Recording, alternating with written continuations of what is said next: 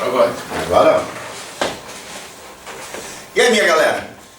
Vamos de novo, vamos falar hoje um pouco sobre a ideia do sincretismo religioso, sobre a ideia do que significam as religiões afro-brasileiras, de que maneira elas surgiram, como é que elas se manifestam, como é que elas se estruturaram ao longo do tempo, e depois também vamos falar sobre a presença das religiões cristãs não católicas no Brasil. Então, começando, contato inicial, chegada do português, lembra sempre de 1500 a 1530 nós temos um período conhecido como pré-colonial. Aqui nós temos, por exemplo, o escambo entre o português e o indígena, típico do período de extração do pau-brasil. Naquele momento histórico não houve a montagem de um sistema colonial, então os próprios portugueses eles não chegaram a estabelecer, por exemplo, movimentos para a catequese das comunidades indígenas, nem movimentos que pudessem fazer com que os indígenas se sentissem ameaçados em sua própria existência, sua própria organização, pela presença do português. O que aconteceu ali já foram alguns conflitos, claro, de ocupação, de presença, mas, fundamentalmente, nesse primeiro momento, os fatores de dizimação estiveram ligados às epidemias. Fato que a gente vai ter que destacar bastante esse ano, tudo ao seu momento adequado. Entretanto, nesse momento, nós já percebemos o quê? Uma diferença muito grande de compreensão de mundo, uma diferença extremamente significativa de organização social dos portugueses e das comunidades indígenas, que eram extremamente diversificadas, com ramos etnolinguísticos muito distintos e com características, inclusive, organizacionais distintas. Embora nós tivéssemos uma característica geral de organizações em tribos, aldeias, com lideranças, não propriamente governantes, figuras como os caciques, as figuras mais representativas da religiosidade que eram os pajés, as lideranças pagelanças, conexões que existiam em formas de religiosidade que se estabeleciam de uma maneira panteísta, a ideia da imanência das divindades, dos espíritos na própria natureza, dos espíritos da natureza e das divindades que se caracterizavam como as referências para a explicação da própria origem do mundo, do funcionamento da própria comunidade e das relações que os homens deveriam ter entre si e das relações do homem com a natureza. Bom, essa organização ela pressupunha uma ideia de família poligâmica, que não tinha uma referencialidade patriarcal na sua organização familiar, e que se estabelecia de uma maneira comunal em relação à exploração dos recursos naturais. Algumas práticas agrícolas realizadas sobretudo pelas mulheres, mas não se estabelecia uma ideia, por exemplo, de noções de propriedade privada. O máximo que existia era a ideia de posse.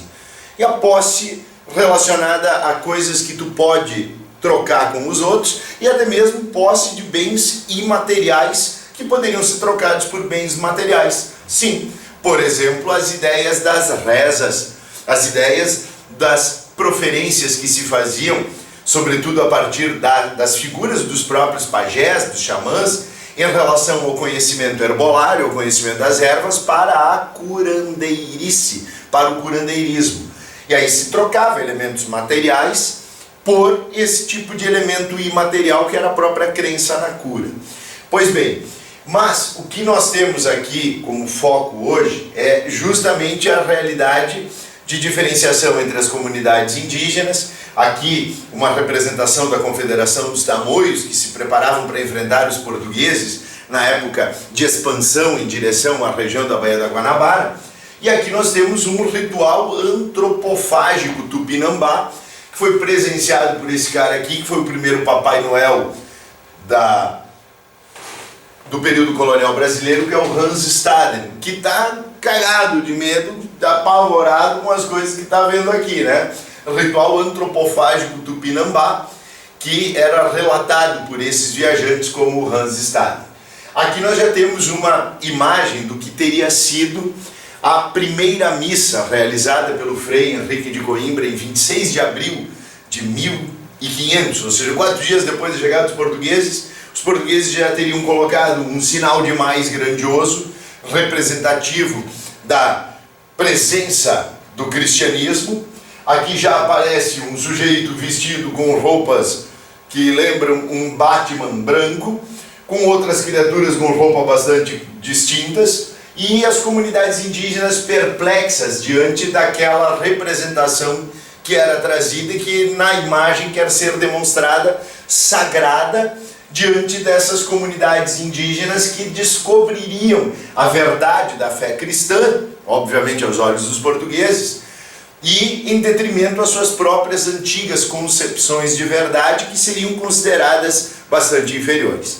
O fato é que ao longo do período colonial, especialmente a partir de 1532, tem a expedição do Martim Afonso de Souza, tem a fundação de São Vicente, tem a distribuição das primeiras sesmarias, e em 1534 já a doação de capitanias hereditárias, e a partir dali já começa a se estruturar efetivamente um período colonial.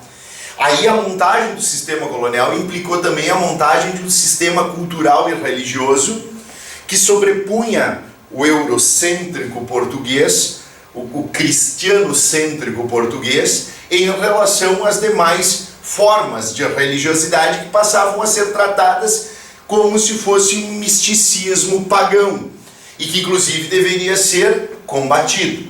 Embora aconteçam já uma série de miscigenações culturais, com a aquisição de hábitos de higiene, com a utilização de conhecimentos medicinais, herbolários que os indígenas traziam, temperos, condimentos, a ideia da própria mulher indígena ser a primeira dona de casa no Brasil, porque os primeiros portugueses que chegavam solteiros, e a partir dali não apenas uma miscigenação étnica acontecia, mas também uma miscigenação cultural, com a absorção de determinados hábitos pelos portugueses.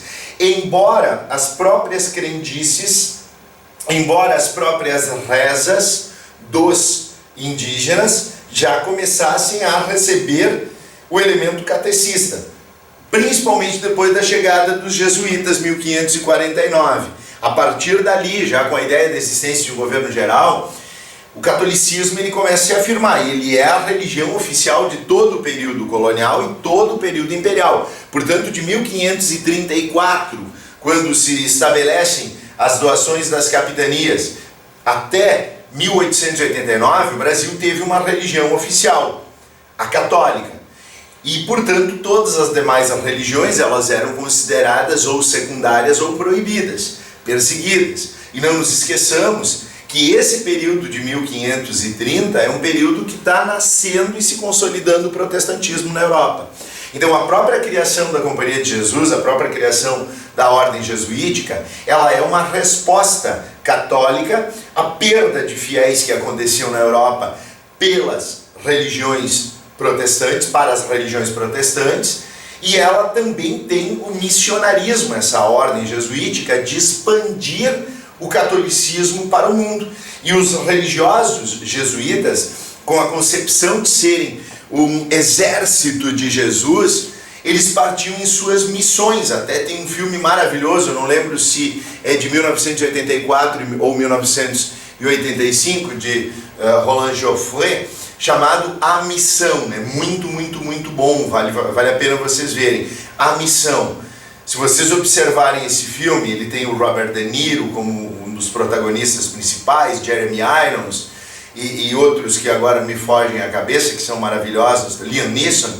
E se vocês observarem esse tipo de filme e apareçam índios e jesuítas, tu tá no filme certo, tá? Porque tem mais ou menos uns 800 milhões de filmes chamados A Missão. Daqui a pouco tu tá vendo Rambo 2. Ó, se for um cara com características físicas de quem teve um AVC, que é o Sylvester Stallone, com uma faixinha vermelha ridícula, que com uma arma ele destrói a humanidade, tu tá vendo Rambo 2, A Missão, tu não tá vendo o filme dos jesuítas, tá?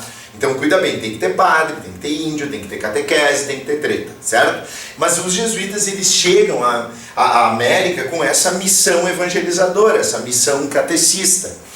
E eles são abnegados. E eles, inclusive, e o Carlos depois vai falar melhor para vocês sobre isso, eles se entregam de corpo e alma ao conhecimento das próprias linguagens das comunidades nativas.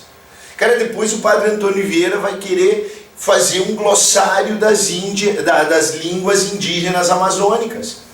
Porque se tu não conseguires compreender a língua do outro, tu não consegue te comunicar. Se o outro não compreender a tua linguagem, ele não conseguirá também receber qualquer tipo de comunicação. Se torna inviável. E por isso, os jesuítas tinham inclusive uma dedicação extrema em aprender as linguagens dos nativos, não só aqui na América, mas também na Ásia, para que a eficiência do catecismo pudesse acontecer. E esse tipo de impositividade, ele se estabelecia com uma religião que se considerava a superior e as demais que sequer eram vistas como religiosidades. E percebam como, até hoje, nós temos uma dificuldade bastante grande, antropológica, de reconhecer os rituais indígenas como religiosos.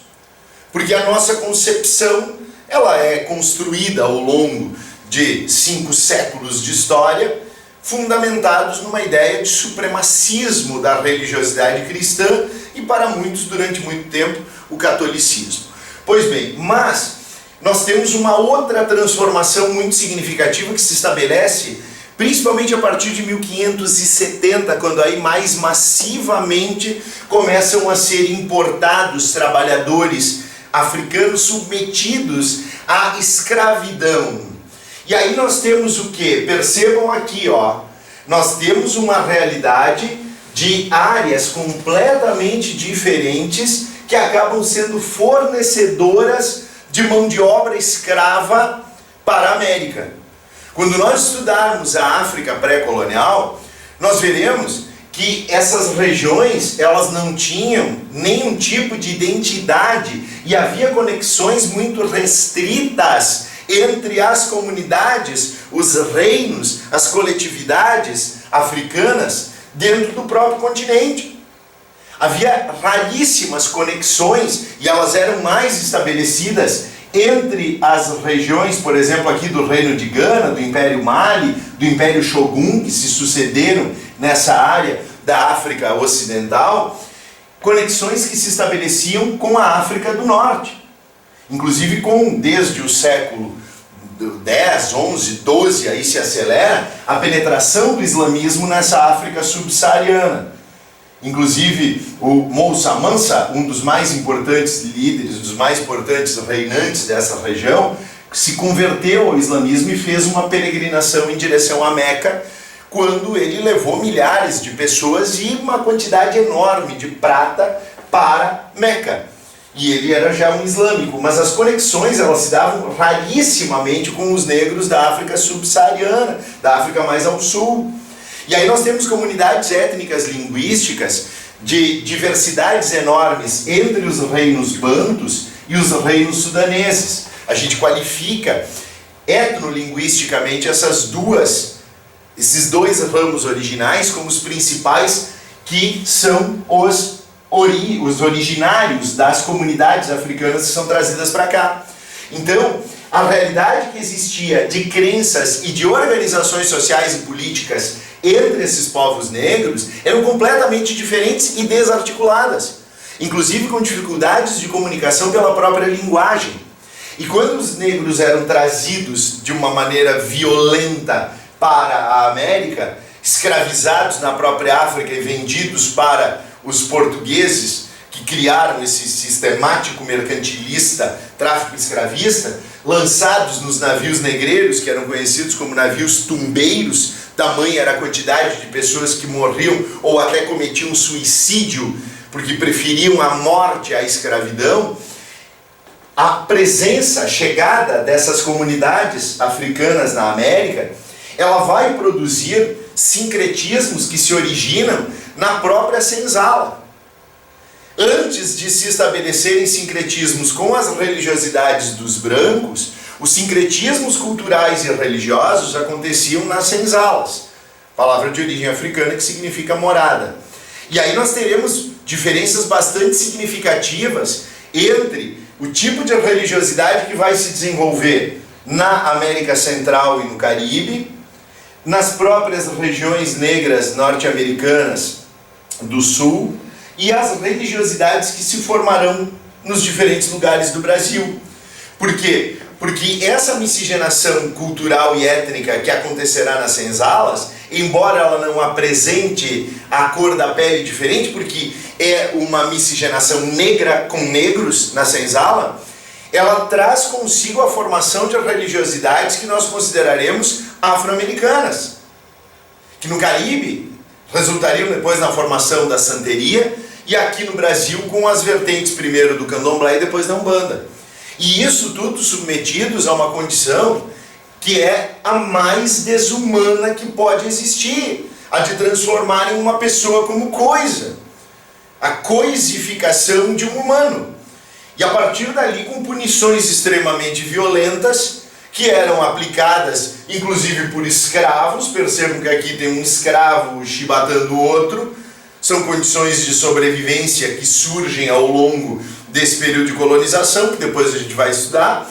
E a violência e a tortura, para quem é adorador de ditaduras, para quem gosta de ver tortura, isso aqui deve estar sendo uma delícia, porque isso aqui é o pau de arara.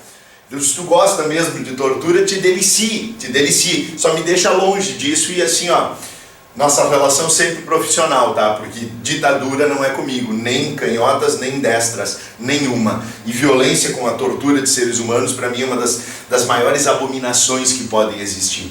E era isso que se praticava dentro dessa realidade social colonial. Só que é nessa situação onde as peles marcadas pelas chibatadas apareciam, que se produziam relações sociais que cada vez mais traziam uma proximidade. Percebam que aqui nós temos uma senzala, provavelmente aqui de negros domésticos, negros que trabalhavam na casa grande. Aqui dá para ver uma senhora, e que aí pela própria proximidade nós tínhamos hábitos culturais que começavam a ser absorvidos e relacionados com os brancos. Percebam que, por exemplo, a ideia de ter na própria corporalidade algum tipo de sentimento de culpabilidade não existia para essas comunidades negras. Os seios nus das mulheres negras não eram vistos com uma atribuição de sexualidade ou imoralidade. E a partir daqui o que acontece? O sincretismo, ele primeiro acontece nas diversas matizes negras, bantos sudaneses, iorubás, angolas, e essas sínteses, elas produziam crenças em determinados personagens conhecidos como orixás, que eram a representação das próprias espiritualidades que regeriam o funcionamento do mundo. Então, num primeiro momento, o que nós temos? Nós temos a formação de identidades que se uniam de diversas regiões africanas, produzindo a existência de divindades, de orixás. Para os candomblecistas, nós tínhamos Oxumaré e Olodumaré como a sua principal divindade. Para os umbandistas, aí nós já teríamos relações diferentes. Para um pouco. Essa eu preciso cortar. Eu vou voltar, começar a partir dos orixás e trabalhar de novo. Olorum, estava esquecendo do merda do Olorum, lembra que eu te falei aqui? Olodumaré, Olorum. Não, mas não, a pessoa não pode cortar, é só. Tá, então, a partir do momento que eu disser agora um 5, 4, 3, 2, 1. Esse sincretismo que ocorria a partir da própria proximidade entre os negros e os brancos, ele foi precedido da formação de uma série de crenças estabelecidas em torno da própria miscigenação cultural que acontecia nas próprias senzalas e que deu origem à crença em diversas divindades chamadas orixás. Esses orixás, eles são produto de uma proximidade entre as diversas crenças africanas das diversas regiões e que produzem espíritos, guardiões da natureza, que são responsáveis pelo tipo de comportamento, pela proteção, pelas explicações cósmicas que nos regem primeiramente para essas comunidades negras, dando origem ao candomblé, com a figura de Olodumaré como sua principal divindade, a divindade formadora. Para os umbandistas será Olorum.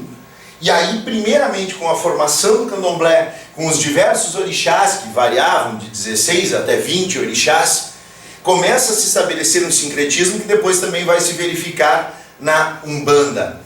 Primeiramente, as religiões de matizes especificamente africanas, mas formadas no Brasil. Formadas a partir de uma religiosidade que a gente já chama de afro-brasileira, com seus próprios cultos.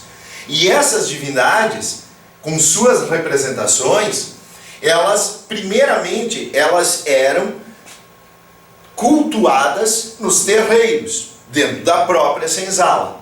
Para que elas pudessem sobreviver, nos primeiros séculos, elas ganham uma característica de aproximação com os santos católicos, formando aí um sincretismo daquela religiosidade candomblessista, depois umbandista também, com os santos cristãos, numa possibilidade de sobrevivência do ritual afro. Tu canta em Yorubá, mas reza por Jesus. Se benze no sinal da Santa Cruz. Justamente para que a tua própria crença pudesse ser sustentada. Então, nesse momento, durante o período dos séculos 17, 18, foi muito nítida a aplicação da própria identificação dos orixás como a figura de Oxalá com Jesus, como a Nossa Senhora Aparecida, Oxum, depois vai ter a Nossa Senhora dos Navegantes, que depois vai aparecer, a Nossa Senhora Conceição com Iemanjá. Esse tipo de proximidade permitia que a religiosidade afro-brasileira se sustentasse mesmo diante do período do auge da Inquisição. Só que esse primeiro momento de sobrevivência, ele gradativamente se transformará num tipo de realidade de valorização própria, num tipo de religiosidade que se torna assimilada por esses descendentes de negros, por mestiços e também por brancos pobres, que já no período colonial, mas principalmente a partir do período imperial, assimilavam determinadas práticas desses rituais africanos. Uma outra situação interessante é que foram justamente os africanos que absorveram elementos indígenas e também transmitiram a comunidades indígenas elementos negros, formando-se a partir dos quilombos. A presença de comunidades indígenas nos quilombos formados por negros, ela era bastante significativa. E muitas vezes as fugas que os negros faziam das senzalas, das fazendas, indo em direção ao interior, se estabelecendo em regionalidades onde a presença indígena era maior, fazia com que esses dois grupos, banidos ambos da sociedade colonial, perseguidos ambos dentro da sociedade colonial, esses grupos tivessem proximidades. E muitas das rezas indígenas passavam a ser incorporadas. Tanto é que nós temos um personagem que vai aparecer mais significativamente na Umbanda, que é o caboclo. O caboclo é o pai indígena que está ali presente. E aí, assim como depois vai ter o preto velho, e nós temos essa formação religiosa com a criação de uma identidade muito típica brasileira. Ao longo do século XIX, nós veremos logo a seguir, nós teremos mais uma presença de religiosidades protestantes, mas ainda essas religiosidades negras sendo combatidas. E permaneceram combatidas até a década de 1930, gente. Porque mesmo com a proclamação da República e o Brasil tendo se transformado em um Estado laico oficialmente a partir de 1891, as religiosidades africanas não eram assim reconhecidas como tal. Até porque tanto as religiosidades indígenas quanto as africanas, elas não têm um livro sagrado. As três religiões monoteístas que tanto marcam o Ocidente, o judaísmo, o cristianismo e o islamismo, têm livro sagrado. Tem a Torá, tem os evangelhos, tem o Corão. Além de livro sagrado, tem explicações escritas, portanto, que se propagavam e rituais que se assemelhavam e que inclusive apresentavam determinadas características rígidas na sua realização. Já a religiosidade afro e a religiosidade afro-brasileira, elas são fundamentalmente transmitidas oralmente, através da oralidade. E elas têm uma sustentação e elas têm um tipo de cultura muito própria. A partir do século XX, a consolidação da Umbanda, paralelamente ao Candomblé, não cabe aqui agora a gente ficar falando sobre as diferenças dessas religiosidades, mas elas são bastante significativas. São duas religiosidades afro-brasileiras distintas, Candomblé e Umbanda, embora compartilhem orixás, dão a essas crenças e a essas divindades papéis diferentes. Nós temos, especialmente no Candomblé, uma quantidade grande de mensageiros, as figuras de Pombagira, a figura dos Exus, a crença na imortalidade da alma, na reencarnação, que são presentes no Candomblé. E a Umbanda, ela vai se consolidar também muito fortemente na formação dos cenários suburbanos do século XX, nas favelas. E aí, paralelamente a isso, muitas das religiosidades cristãs que ficavam distantes das próprias favelas, até porque o cenário da presença dos padres e das freiras já no século XX da Igreja Católica era muito mais para a comunidade cristã. Pouco se estabelecia essa conexão com as favelas. E aí o crescimento das religiosidades de matiz afrodescendentes nas comunidades periféricas ele era bastante significativo. E só na década de 1930, com a ascensão da Era Vargas, aí a incorporação desse tipo de cenário, não apenas da cultura, mas da religiosidade afrodescendente, ele se estabelece de uma maneira mais prática e como uma política de Estado. Coisa que a gente pode observar, por exemplo, numa das mais famosas canções da época do Estado Novo, que é Aquarela do Brasil. E aí, meus queridos, o que a gente vai ter? Consolidação, portanto, da presença dessas religiosidades de matiz africana como uma ideia já de afro-brasilidade. São religiões afro-brasileiras, certo? Então a gente vai trabalhar mais essas características com vocês aí mais adequadamente quando a gente estudar as estruturas sociais, econômicas e políticas do período colonial. O outro aspecto que eu quero trabalhar com vocês é a presença do protestantismo no Brasil. Eu quis fazer assim uma linha de tempo de como o protestantismo chegou ao Brasil. Na verdade, olha aqui, o primeiro protestante que chegou ao Brasil, assim como muçulmanos, chegaram na expedição do Martim Afonso de Sousa em 1532. Muitos deles por experiências náuticas, e foi um holandês, agora não me lembro o nome, mas foi um holandês protestante que chegou ao Brasil junto com a expedição do Martim Afonso de Sousa. Entretanto, a religiosidade protestante, durante todo o período colonial, ela fica mais manifesta nas invasões estrangeiras que são feitas. A primeira delas, inclusive, com um objetivo de povoamento feito por huguenotes, os calvinistas franceses. E aí nós temos um destaque para a França Antártica, que se iniciou na região da Baía da Guanabara, a partir de 1554, se consolida a presença aí de Jean de Villegagnon, Coligny, em 1555, dura pouco tempo, dura 12 anos, mas é interessante que esses calvinistas, eles já, ao chegar, em 1557, fazem a confissão de fé da Guanabara, com o intuito de se criar uma igreja calvinista brasileira, e estabelecendo todo aquele tipo de padrão de rigidez moral, de valorização do trabalho que o calvinismo trazia.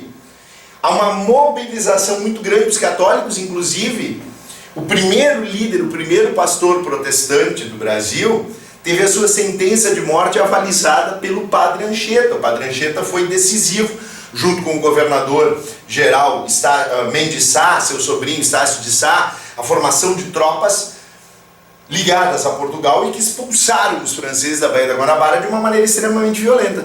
E a execução das lideranças protestantes teve o aval do padre José de Anchieta.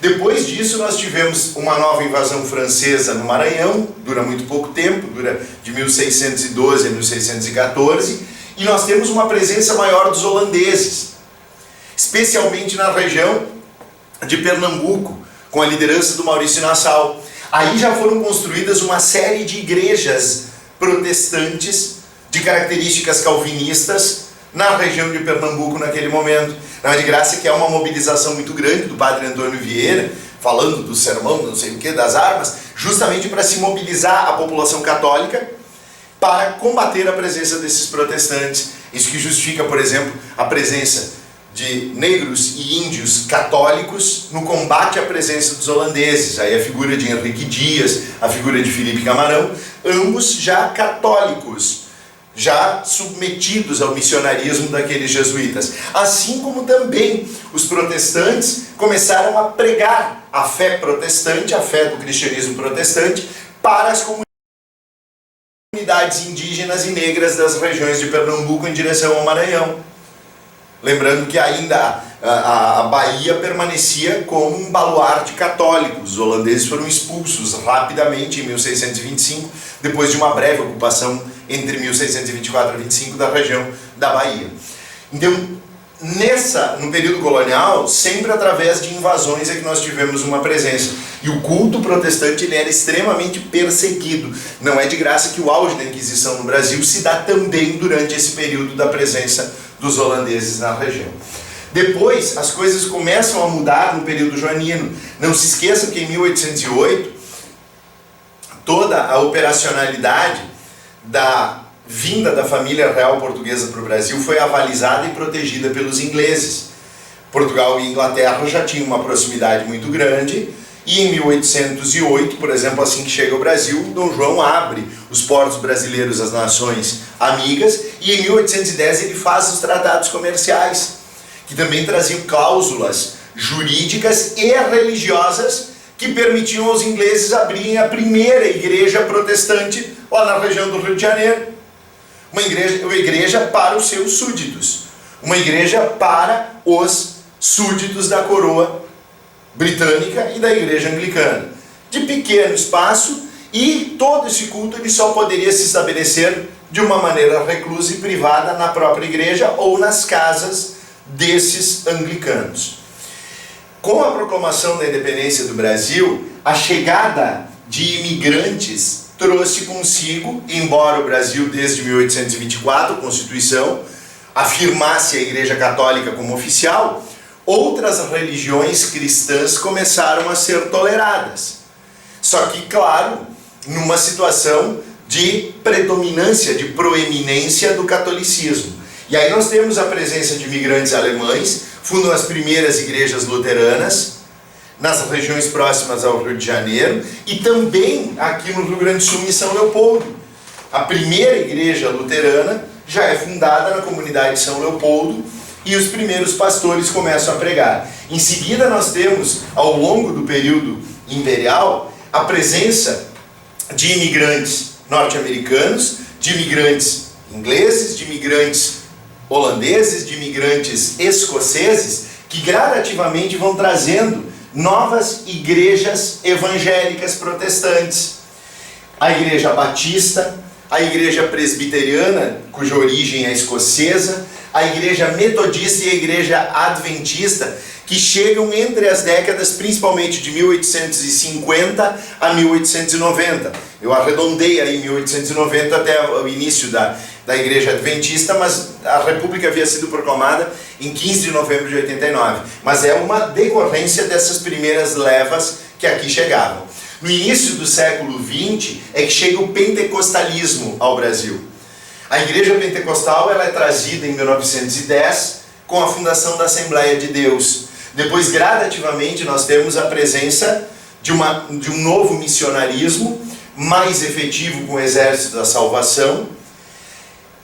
Década de 50, já numa época de Guerra Fria, nós temos uma retomada da paz mundial a partir do fim da Segunda Guerra Mundial e uma presença, um fluxo maior de pessoas através, inclusive, da sofisticação dos meios de transporte e comunicação.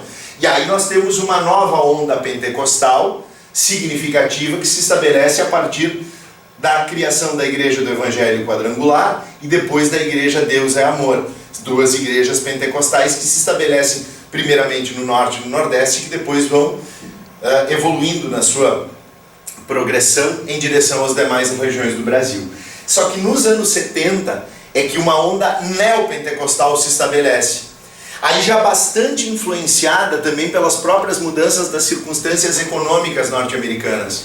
Quando a gente estudar as linhas economistas, nós vamos trabalhar as diletantes ideias liberais e o neoliberalismo, a partir de interpretações que Ludwig von Mises fez do pensamento de Adam Smith, que depois acabaram sendo muito propagadas por Hayek e finalmente pela escola de Chicago, do Milton Friedman, se valendo das ideias de Hayek, se valendo das ideias de Mises, estabelecendo sua adequação às características da própria economia norte-americana e que na virada dos anos 70 para os anos 80 se consolidariam com as práticas do neoliberalismo. E essas ideias, elas valorizam muito a ideia da prosperidade individual. E isso se reflete também num novo movimento neopentecostal com fortíssima influência norte-americana.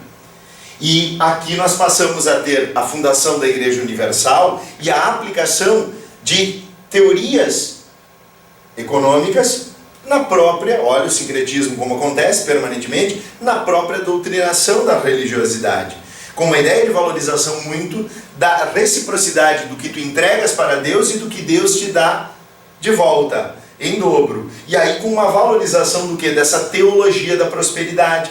Que aí nós passamos a ter uma série de igrejas, mais recentemente, igrejas como a Bola de Neve, que valorizam muito a ideia de tu teres uma prosperidade econômica, tu teres uma prosperidade profissional. Isso com uma influência muito grande, ainda das remanescências do pensamento calvinista, que valorizava a riqueza do homem, mas que tinha uma rigidez moral extrema, que te fazia viver não de acordo com a tua riqueza transformada em luxuosidade, mas apenas com a ideia da tua riqueza. E uma vida mais simples, regrada de maneira moral, muito rígida. Aqui há uma flexibilização dessa rigidez moral. E há uma ideia mais secular. Como assim secular? Transformada na realidade de recompensas para a vida mundana. A vida passageira, a vida terrena. E não apenas uma recompensa para a salvação da tua alma futura. E isso tem a praticidade dessa teologia da prosperidade que tanto está em voga e crescente dentro da realidade brasileira. Aqui eu tenho um esboço para vocês de como cresceu, por exemplo, a presença da Igreja Universal do Reino de Deus. Percebam aqui, esse é especificamente a religião pentecostal da Igreja Universal, a sua presença em todo o país. E são dados, dos censos de 91 e de 2000. Aqui uma outra demonstração que se estabelece até 2010, com projeções. Percebam que aqui se estabelecia, baseado naqueles censos, o crescimento progressivo do número de evangélicos. E isso era uma projeção para 2010. Então o crescimento do evangelismo protestante de credo ligado às religiões protestantes, tem se transformado em algo cada vez mais perceptível na sociedade brasileira. E depois vocês vão observar também o tipo de distorção que se faz em relação às próprias crenças evangélicas. Porque uma das características muito significativas de religiões que querem se afirmar como superiores é a ideia da destruição da crença do outro. Nós ouvimos falar ao longo da história de movimentos, por exemplo, da iconoclastia lá na igreja bizantina, lá na igreja cristã do Oriente. Nós também tivemos os católicos destruindo por completo símbolos das demais religiosidades e afirmando a supremacia católica. Seguidamente nós temos notícias de terreiros que são invadidos e destruídos. E muita gente que se nega até hoje a enxergar religiosidade nessas religiões de matiz africano. Mas nós temos também o elemento reverso, que é a destruição dos santos católicos por protestantes. Seguidamente, se vocês pegarem vídeos no YouTube, vocês vão ver, inclusive até umas veinhas. Outro dia eu vi um vídeo de uma veinha que pegou um cabo de vassoura para destruir uma imagem de Nossa Senhora. E num dos vídeos que nós iremos transmitir para vocês hoje, fica bastante notória essa rejeição das imagens de santos pelo protestantismo. E aí tu tem sempre um desrespeito, mas se tu é católico e se sentiu desrespeitado pelo pastor que destrói a imagem da Nossa Senhora, tu também tem que perceber que a destruição a prática da iconoclastia em relação às religiões africanas é exatamente a mesma que tu avaliza na tua condição de católico, mas que tu te choca quando um protestante faz isso com a tua referência. E um outro aspecto importante, num segundo vídeo, é vocês verem a transformação agressiva da teoria, da ideia dessa prosperidade, da teologia da prosperidade, transformada em um negócio, aí pelas distorções que se estabelecem por pessoas. Aí não é o credo, não é o pensamento, é o sujeito que vai lá e faz isso, que distorce, que assassina a própria crença em nome de uma prosperidade individual. Que aí é o tipo de distorção canalha, o tipo de distorção macabra. Mas assim eu fiz um apanhado geral para vocês dessas trajetórias religiosas sincréticas que o Brasil apresentava. Certo, minha gente? Beijos!